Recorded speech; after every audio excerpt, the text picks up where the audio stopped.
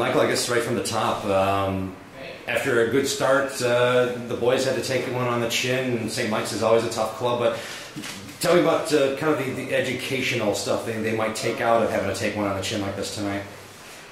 Well, I was surprised to see us kind of let it go of our game plan so soon. We saw what was successful for us, and that was getting pucks deep, and I thought the defensive core for St. Mike's was their weak point, especially below the tops of the circles in the offensive zone. St. Mike's is a real young team. They have a high amount of energy. They play with a lot of enthusiasm. Their transition to offense was spectacular. Caught our defense off guard a lot. And then as the game went on, we refused to keep the game simple. We turned into some outnumbered rushes into one-on-one battles and consequently turned the puck over, and we're never able to get any momentum at any point. Well, you get them right again at St. Mike's later on this week. I mean, having this memory fresh, how do you and how do the players adjust your game plan as you head up to St. Mike's later this week?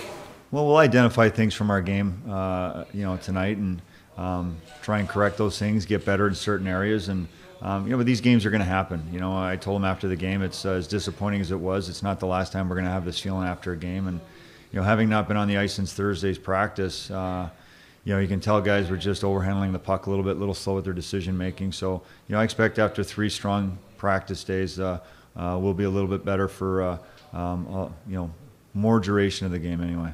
A couple of players stood out tonight. Dagnall's got his 3rd goal of the year. Pat Egan's got his 2nd. Who else in this early stage of the season would you say is really impressing you?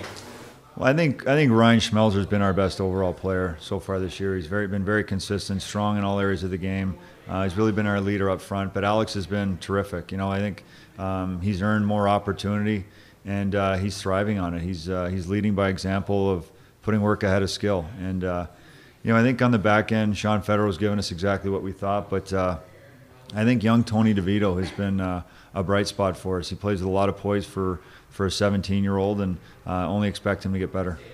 I'll throw one more question to you, then I'll let Tim take this over. This has also been the Junior Sabres' first game since the NHL locked out, and there's still that public perception that if the NHL shuts down, there's really no hockey season. So give us your personal plea to the public. Tell them about, this is your chance to tell them about the Junior Sabres. Well, I mean, it's a terrific brand of hockey. I think if anybody's come out and seen us play thus far this year, the level of hockey is very high. The enthusiasm and the energy is extremely high. So there's people that are going to need a hockey fix. There's no doubt about it.